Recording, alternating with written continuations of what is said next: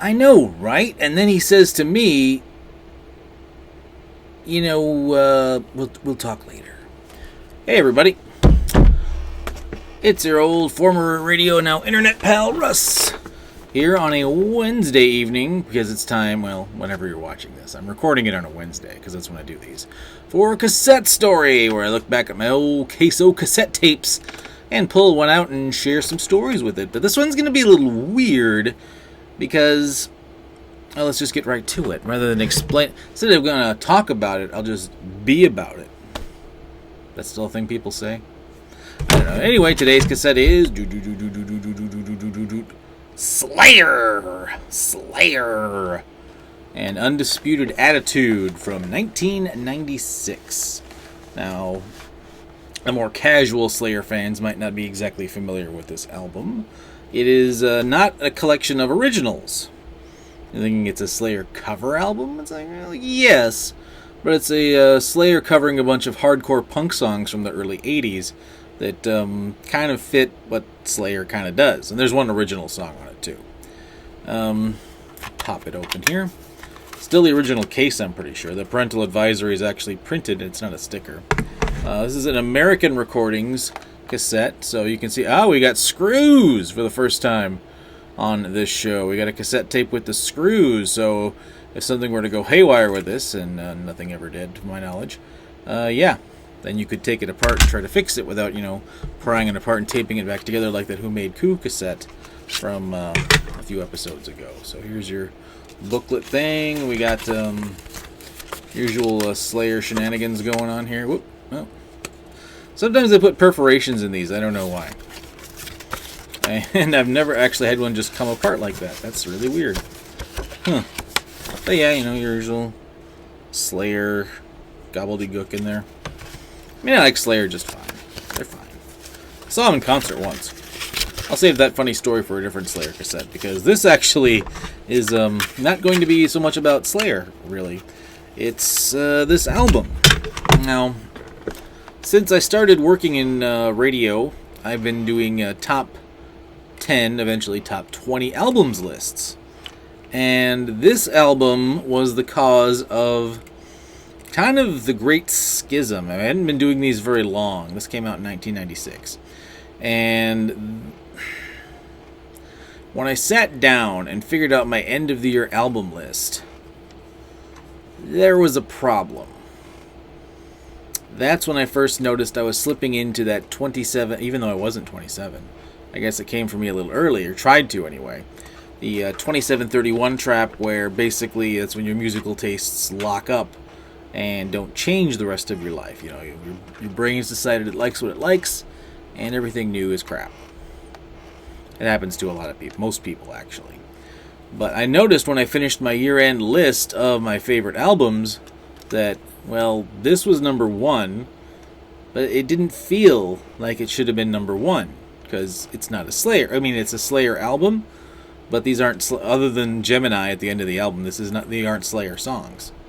And I looked at my list, and there were some greatest hits albums and covers albums on there. In fact, most of them from bands I like. But a great majority of them were either songs that I already had heard, like with live albums, greatest hits, or some covers collections. In fact, 7 of the 10 fit that description. And I thought to myself, is it really the best music of 1996 if it's not really from 1996?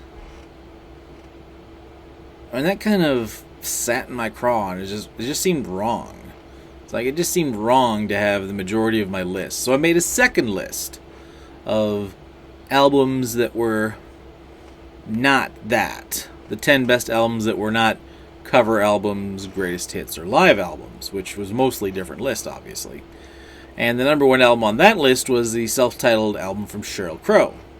Simply called Sheryl Crow, obviously. It had, If It Makes You Happy, Every Day is a Winding Road. I mean, so many great songs. Even the songs that weren't singles off that album were just, that whole album, front to back, is just amazing. This album, however, is not. And if I was to redo that list and combine the lists, this wouldn't have made the top 10. It might have made the top 20. I don't know. It'd be tough to go back because I don't have the same exact musical mindset I had in 1996. So it's unfair to go back and rearrange lists past tense. I don't think that's fair to the albums I heard at the time, because it's, my top 10 albums at that moment in time. But it was really the beginning of the end of me being super into hard rock, because hard rock was in a really, and especially hair metal. I was a big hair metal head. I made no secret of that. And that was a really rough time for hair metal and hard rock like that, because there wasn't a lot of new stuff coming out. And the bands, for the most part, had resigned themselves to what I call the nostalgia circuit. The state fairs, the touring packages.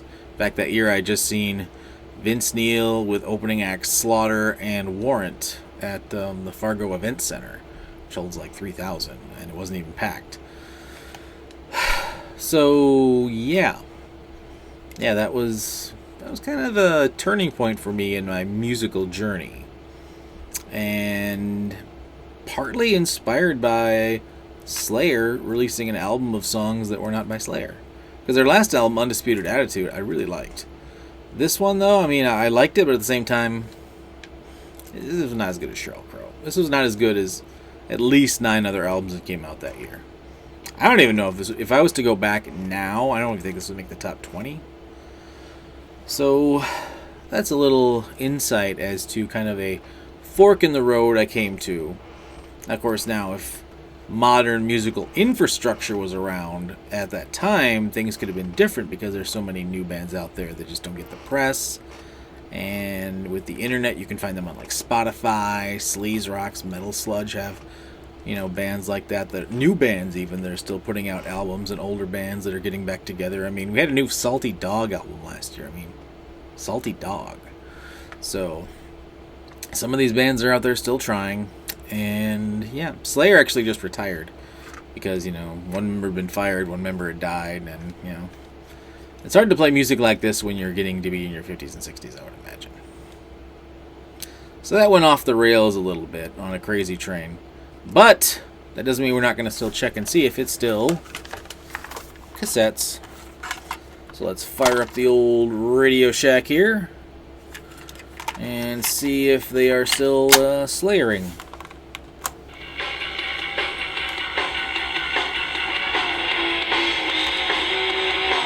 That sounds like Slayer to me.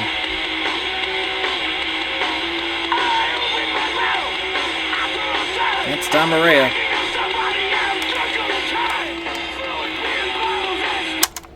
Alright, so there you go. Slayer, Undisputed Attitude, which resulted in me talking at length about Sheryl Crow in 1996. So you never know where this show is going to go. So tune in next week to see where this show might go. But until then, remember, don't forget to eject. It's bad for the tape heads if you leave it in there too long. Don't do that.